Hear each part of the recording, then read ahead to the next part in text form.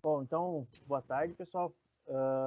Hoje, então, vamos iniciar a tarde do simpósio com um diálogo entre alunos, né, onde eu, a Vânia e a Maria, eu e a Vânia somos representantes discentes, a gente vai comentar algumas coisas sobre a representação discente, sobre objetivos, metas de mestrandos e doutorandos, algumas expectativas que possa ter, né, no mestrado e doutorado, nossas experiências também. E a ideia é justamente, como o título diz, é ter um diálogo, então a gente pede que vocês participem também com perguntas, de repente até mesmo conversando aqui, se for possível, abrir o microfone, fazer uma pergunta ou dar suas experiências também dentro da pós-graduação, porque como o título diz, é um diálogo, se fosse só nós conversando, seria não um diálogo, um monólogo, né? A ideia é vocês interagir conosco também e discutir os assuntos propostos aqui. Então, só para a gente se apresentar de forma bem rápida, eu sou o Roger Kober, sou aluno do doutorado, estou no segundo ano do doutorado no programa de pós-graduação, fiz um mestrado também na URGS, né, então, e as áreas de pesquisa, desde que eu iniciei o meu mestrado até agora, é parte de estimação de parâmetros e planejamento de experimentos, principalmente aplicado à absorção, que eu fiz isso no meu mestrado, e no doutorado agora estou começando a estudar a parte de síntese de biodiesel, catalisadores para síntese de biodiesel e temas, né, correlatos. Vânia? Então, vocês já me conhecem, eu estava aqui ontem, eu sou a Vânia, eu sou mestre e doutoranda em Engenharia Química aqui pelo PPG aqui da URGS. Eu sou formada em Engenharia Química pelo Instituto Federal do Norte de Minas Gerais e desde então eu venho trabalhando nas áreas de pesquisas que envolvem adsorção, cinética de adsorção, estimação de parâmetros e agora no doutorado indo um pouquinho mais para a parte de tratamento de afluentes. Maria? Oi, boa tarde, pessoal. Eu me chamo Maria Eduarda. Eu me formei na graduação em Engenharia Química pela URI de Erechim e sou recém-ingressa no programa de mestrado. Trabalhei durante a minha graduação com pesquisas na área de química orgânica e com alimentos. Beleza. Para começar aqui, vamos falar um pouco da representação discente, né? O que são os representantes discentes, o que eles fazem? Bom, os representantes discentes são alunos dentro de uma instituição de ensino superior que participam de órgãos colegiados da instituição e eles são determinados, quem serão esses alunos, através de eleições, né, onde estudantes da instituição se candidatam para serem representantes discentes e tem um mandato de 1 ano. Então, eu e a Vânia, por exemplo, nos candidatamos, teve uma eleição, e agora a gente, durante esse ano de 2021, seremos representantes discentes. Se a gente quiser, a gente pode tentar se reeleger. Outras pessoas podem se candidatar, inclusive se recomenda, né, se fortalece esse convite que as pessoas se candidatem para atuarem, então, como representantes discentes.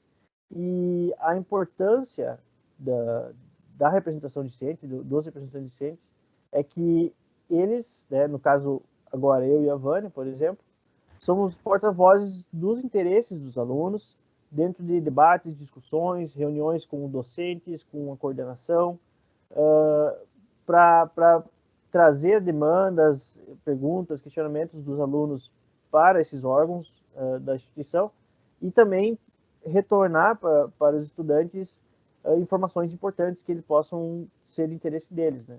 Então, a nossa função é justamente trazer esse diálogo entre partes, né, dos alunos e da instituição, e no caso aqui específico do programa de pós-graduação de Engenharia Química da URGS. Então, falando um pouquinho mais sobre a função, né, do representante discente, eles têm, então, a responsabilidade de defender os interesses dos alunos nesses colegiados e comissões. E como que a gente consegue fazer isso efetivamente? É com uma maior conversa entre os alunos e a gente. Então, vocês precisam trazer demandas para a gente, para que a gente consiga levar essas demandas para os colegiados e para as discussões do PPG-Q.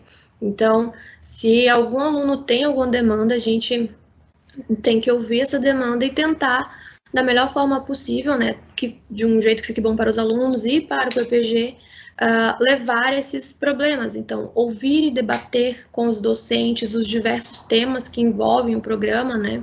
Levar sugestões, dúvidas, além de tentar contribuir de alguma forma para solucionar e resolver esses problemas, essas demandas que chegam até a gente. E a gente ainda tem a função de divulgar para os alunos, né, as decisões que foram tomadas nessas reuniões. Então, caso um aluno tenha uma dúvida sobre o que está acontecendo com o programa, a gente tem essa responsabilidade de sanar e explicar a que pé anda tal edital, o que está acontecendo. Temos as resoluções no site do PPGQ, tudo como funciona o nosso programa, e caso os alunos tenham alguma dúvida, por exemplo, preciso tentar aproveitar uma disciplina, como eu faço? Então, a gente está aqui para facilitar essa comunicação e tornar o programa mais claro possível para que os alunos consigam saber o que eles têm que de fato fazer e quais são as responsabilidades e atribuições dos alunos dentro do programa. Tá, e o que é preciso para se tornar um representante discente? Então, para ser representante discente, primeiramente precisa ser aluno do programa, né?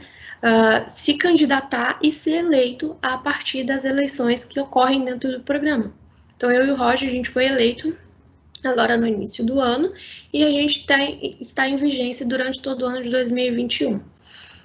Ao final do nosso mandato, a gente pode tentar se reeleger, mas é interessante que os outros alunos participem para conhecer mais o programa, e eu digo que esses poucos meses de experiência já dá uma outra visão sobre como funcionam todas as coisas, você fica mais a par do que está acontecendo, e é extremamente importante que os alunos participem até para desenvolver outras áreas da vida que a gente não consegue somente com as aulas, em sala de aula e pesquisa. Então, você cria essa autonomia. Então, é extremamente importante, já estou fazendo aqui a propaganda para que os próximos alunos se candidatem e venham, né, a fazer parte da representação discente do nosso programa.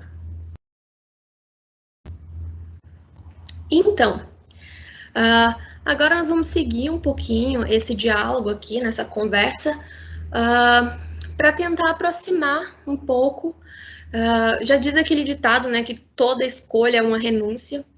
E eu não sei como foi para vocês, mas para a maioria das pessoas, tomar decisões geram muita angústia, envolve sair da zona de conforto, assumir mais responsabilidade, e tem que saber lidar com as consequências dessas escolhas. Então, desde do término do ensino médio, a gente já começa a entrar na vida adulta, a gente se depara com algumas escolhas que são extremamente importantes para a nossa vida e que vão repercutir no nosso futuro.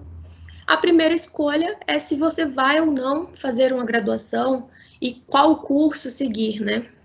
Então, a gente escolhe quem opta a entrar para a graduação, tem ali 4, 5 a 6 anos. O Galo está comandando um time absurdamente caro. Que está no Galo, está virando Henrique, o teu microfone está ligado.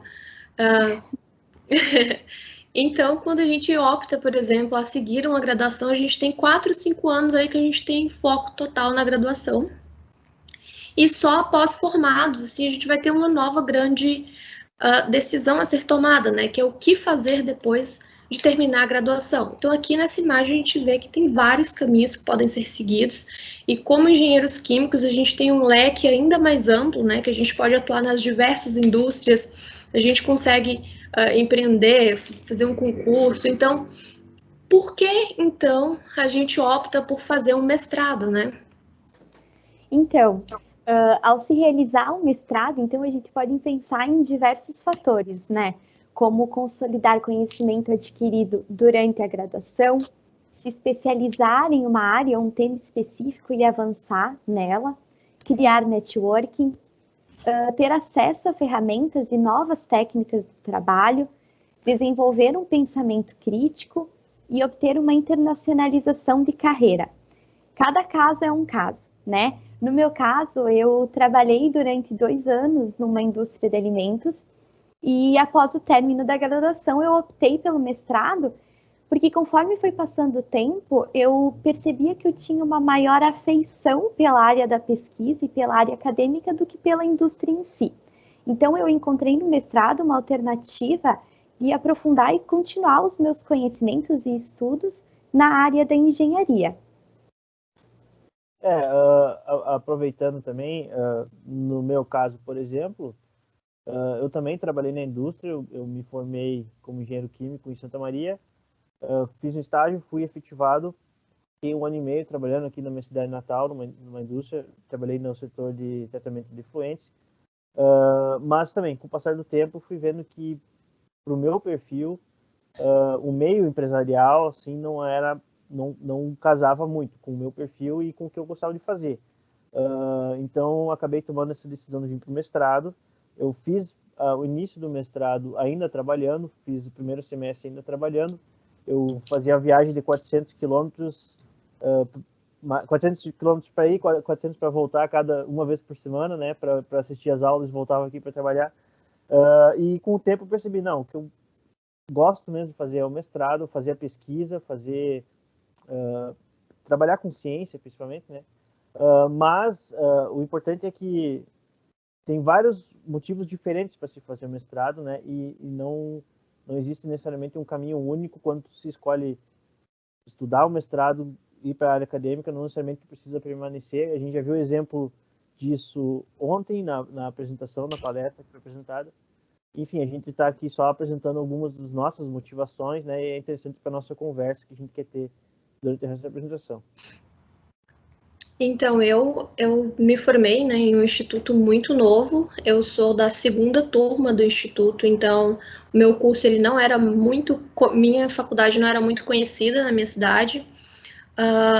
E aí eu fui tentando, no meio da minha graduação, me preparar para as várias possibilidades que poderiam vir.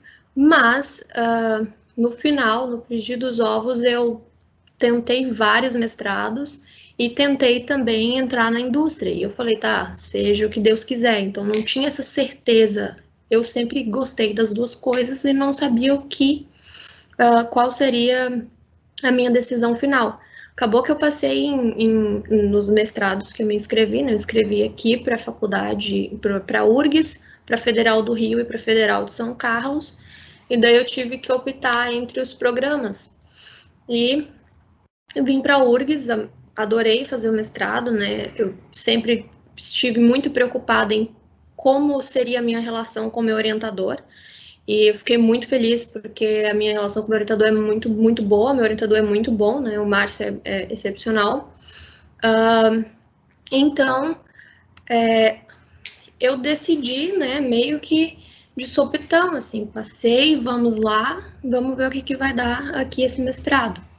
E me surpreendi bastante, mas assim, continuando com essa ideia de estar sempre preparada, mesmo durante o mestrado, eu gosto de fazer coisas que me proporcionem estar apta para outras possibilidades.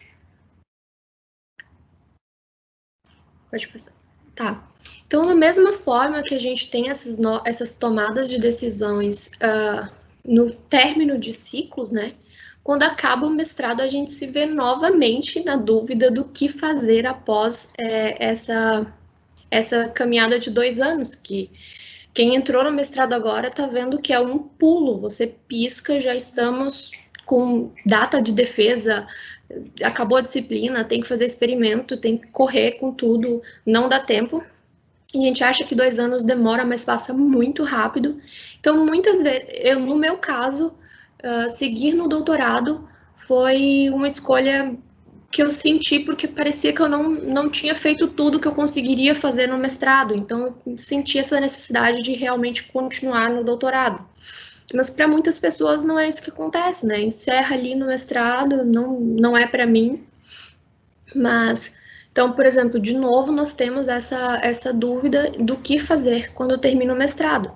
Não sei como foi para o Roger, né, dar seguimento ao doutorado.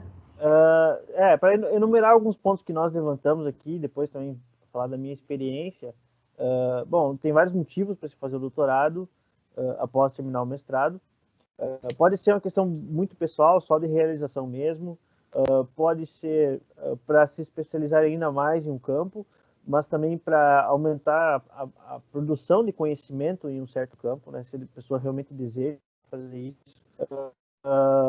E, geralmente, muitas pessoas escolhem porque querem permanecer no meio acadêmico, mas não necessariamente precisa ser exclusivamente isso, né? O doutorado também auxilia no desenvolvimento de algumas habilidades, hard skills e soft skills, então não somente a parte técnica, que seriam as hard skills, né? Mas também comunicação, por exemplo, gestão de tempo e outras habilidades que podem ser importantes em diferentes meios, não só em meio acadêmico.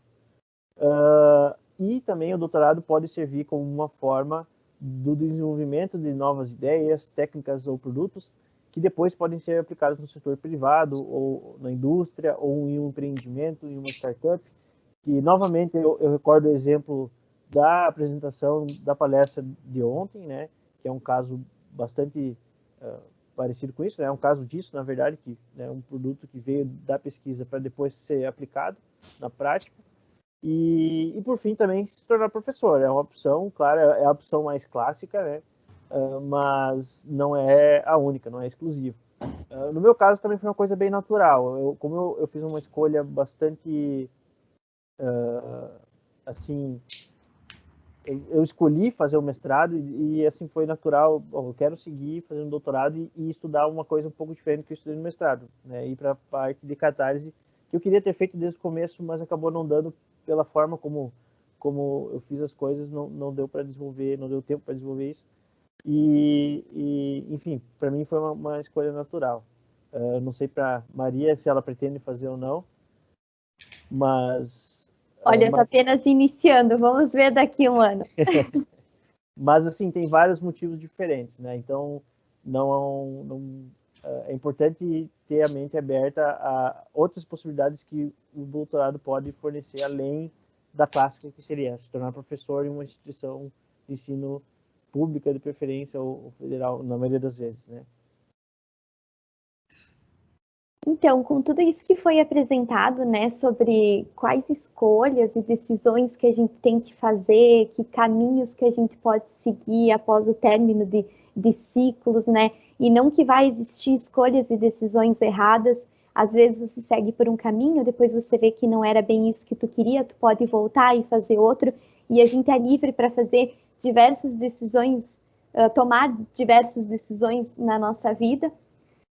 A gente se pergunta, né, como que afinal, né, como que vai ser o mercado de trabalho na engenharia?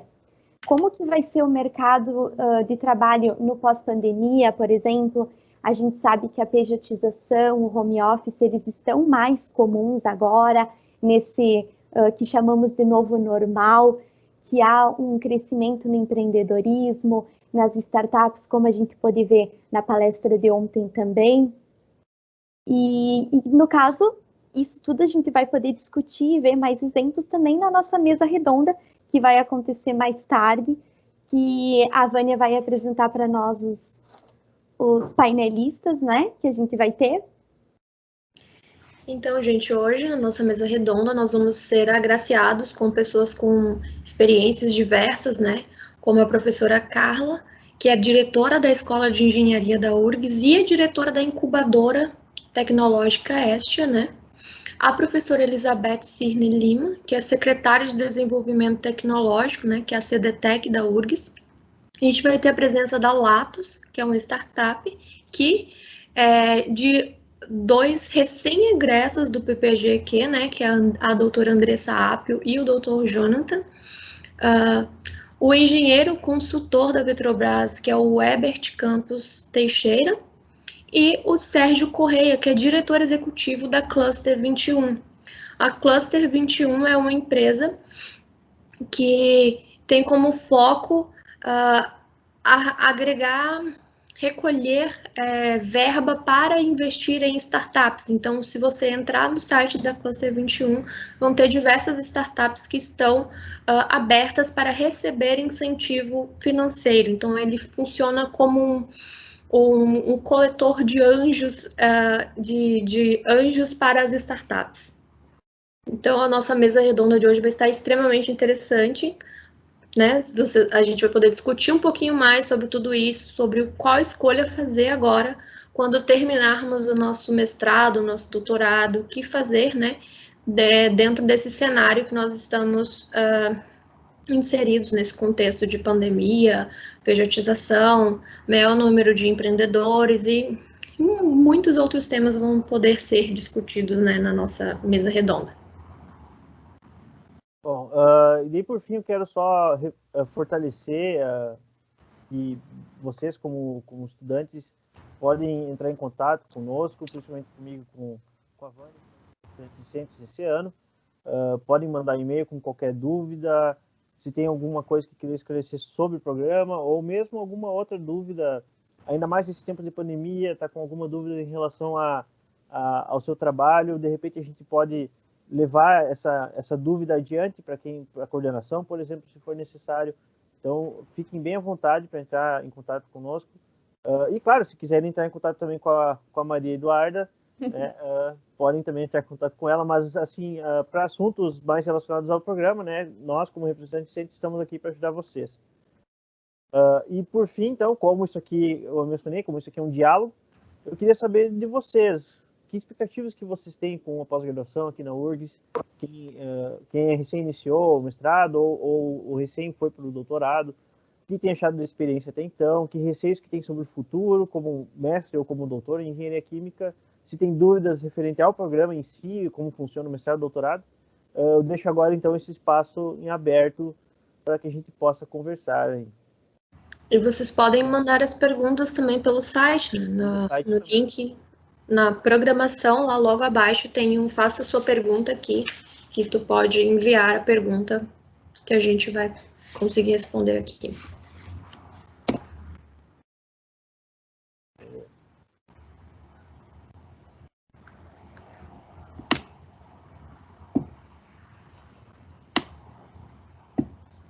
Temos alguma pergunta?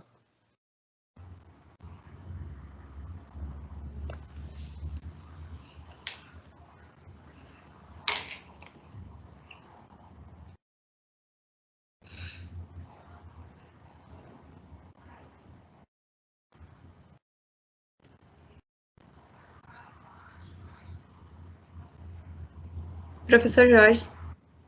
Eu tenho uma pergunta.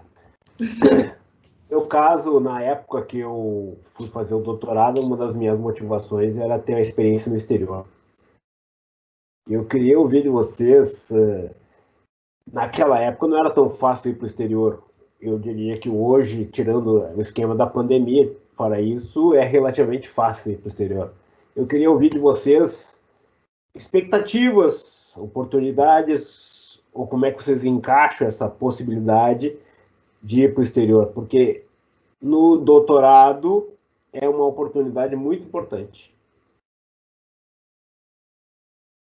Bom, eu não sei, agora de repente com questão de pandemia e eu não sei a questão de bolsas para o exterior se diminuiu ou não, mas ainda existem essas oportunidades e é uma questão de ficar ligado, né? Porque eu sei que tem editais que estão sendo abertos pela própria CAPES. Mas, por exemplo, eu fui com bolsa DAD do governo alemão. Naquela época também não era uma coisa comum, não tinham tantas bolsas no exterior, a gente vivia numa época de hiperinflação. Então, tipo, hoje a situação não está no patamar que já esteve, mas está melhor do que o patamar no qual eu estive. Sim, claro. Isso, e eu ia comentar justamente isso, professor. Hoje também tem possibilidade de ter o contato direto, às vezes, né, com alguma outra instituição, não necessariamente uma instituição federal brasileira, talvez, né? E é mais fácil esse contato. Né? E eu gostaria de chamar a atenção mais um aspecto que hoje, muitas vezes lá fora, com contato direto com o professor lá fora, eles muitas vezes têm projetos de pesquisa que têm bolsas. Certo? Essas bolsas praticamente são tomadas por chineses, indianos, por que não brasileiros também? Claro.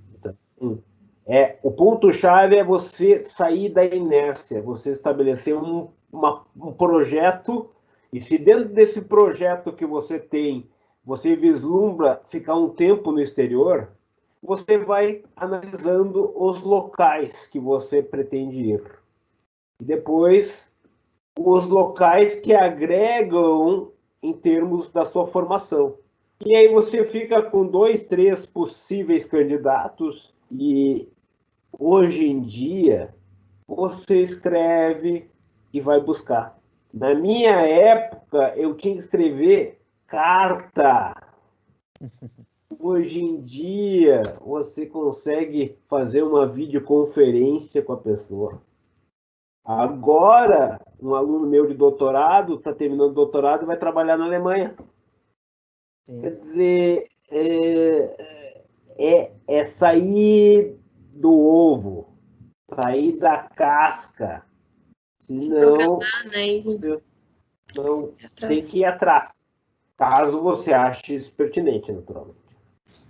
Sim, ir atrás, se programar, né, e avisar o orientador, correr atrás. Tem muitas oportunidades aí, a gente só tem que pesquisar. Às vezes é um trabalho correr pesquisar todas, mas como o professor Jorge já disse, já esteve muito mais difícil. Então hoje a gente tem muita facilidade, tem informação, tem editais, tem acesso a editais, a vídeos no YouTube que ensinam o que fazer, como escrever uma carta de recomendação, o que eu tenho que fazer. Então... E o mais importante é não ter vergonha.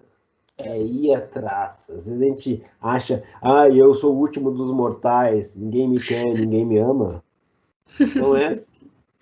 E buscar sair da zona de conforto, né? É isso aí, exatamente. Mais alguma coisa? Já estamos quase no horário da próxima apresentação. Temos uma mãozinha. Tiago, se quiser quiser abrir o microfone, pode perguntar, Tiago. Ok, minha pergunta em relação mais a... qual foi a minha experiência em relação às cadeiras? Olha, vou falar a verdade, a URGS muito boa em questão do conteúdo, tudo mais, mas uma crítica que eu acho que ficou faltando foi a relação dos artigos com a matéria, entendeu? Que eu achei que quase foi muito pouco, entendeu? Eu achei que teve muita revisão demasiada durante as cadeiras fundamentais, assim, que é bom, entendeu? De entender a matéria mais profundamente, só que eu acho que teve muita revisão e em conjunto isso com relação com os artigos, entendeu? Sei lá, para fazer um conjunto, entendeu? Minha opinião.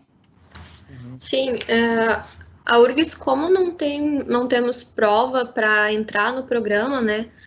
Acaba que algumas disciplinas elas têm esse enfoque mais de fazer essa pré-seleção, então é um pouco complicado de fazer essa linha. Mas o que eu vejo é que os professores eles tentam agregar os artigos, né, colocar esse link entre o que se vê na sala de aula e o que se vai precisar nas indústrias, né? Que é meio um preparativo para a gente começar a fazer nossas pesquisas. Pode falar. Mas eu acho que a manifestação do Tiago é totalmente pertinente, porque é importante trazer essa manifestação dos alunos, porque nós estamos com essas disciplinas no padrão atual desde a fundação do programa. O programa surgiu em 95, 97, eu ingressei no programa, e desde dessa época, praticamente, a estrutura ela se mantém com algumas alterações pequenas, mas se mantém. E eu acho que há um espaço para trazer esse feedback, e eu vejo que ele é pertinente, porque um dos papéis das disciplinas é revisar conteúdo e selecionar, mas eu vejo que existe um papel de formação, e talvez esse papel de formação existe um espaço para ser aprimorado. E por isso que é importante o feedback propositivo, né? E eu vejo que se o Tiago quiser contribuir, eu vejo que os... Desculpa interromper, professor Jorge. Quer dizer, professor Otávio. Não, eu acho, como o senhor colocou, a revisão é muito boa. Vou falar a verdade, olha, eu vi de uma universidade, entendeu? Que eu vi particular e tem certas coisas que eu não vi na universidade. Eu achei muito bom. Eu achei muito bom a revisão mesmo que a URGS faz nas cadeiras fundamentais, também também nas outras cadeiras. É que só essa parte dos artigos que eu achei que faltou, entendeu? Mas é opinião, entendeu? Só isso. Mas o resto eu achei muito bom. Então, quer dizer, eu acredito que seja muito bom. Que eu vejo que talvez as eletivas talvez venham a completar essas etapas aí que Isso que eu ia falar. está buscando mais, digamos. Nas eletivas eu senti que tem mais do que nas obrigatórias, né? Acaba que as obrigatórias é um pouquinho mais puxado e mais para a parte de revisão. As eletivas trabalham um pouco mais conteúdo de artigo, de novidades do que estão tendo na área. A prof. Liliana está com a mão levantada. Oi, pessoal, boa tarde a todos. Só para contribuir, né, no sentido que o professor Jorge estava falando aí para o Thiago, eu entendi também aí essa ideia. Realmente, até gostei que tu comentasse, né, que tu viesse de outra universidade. Esse é um cuidado que a gente tem, que como é um programa de pós-graduação em engenharia química e é um programa de formação, como a Vânia e o professor Jorge falaram, a gente tem que assegurar que quando vocês tenham o título, todo mundo tenha, né, conhecimento e domínio de determinados conteúdos. Então, essa é uma proposta do curso desde que iniciou. Claro que a gente também está sempre aberto, né, a modificar, e algumas coisas vêm sendo feitas, inclusive tendo outros professores, e uma coisa que vocês não participaram, porque faz um tempinho que a gente fez, foi uma readequação de, por exemplo, a disciplina de métodos para a engenharia química. Então, antes era muito boa também, mas, assim, houve uma readequação e a gente está sempre melhorando, então isso é muito importante. E essa questão dos artigos que tu trazes é fundamental também, e só para dizer que eu concordo também com o professor Jorge, que é a questão, e a Betânia falou, todos falaram, que as eletivas, quando a gente escolhe, quando vocês escolhem, e por isso é bom ter o seu orientador lá desde o início para escolher as disciplinas, vem suprir essa questão dos artigos mesmo. Muitas disciplinas pedem a questão da revisão, já vão trabalhando, né? Nós temos disciplinas que trabalham a questão da metodologia científica, então isso é importante, mas muito importante é a escolha dessas disciplinas, né? E para isso, aí conversar com o orientador sempre ajuda. Estou aproveitando a pergunta do Thiago. É sobre o pessoal, tá?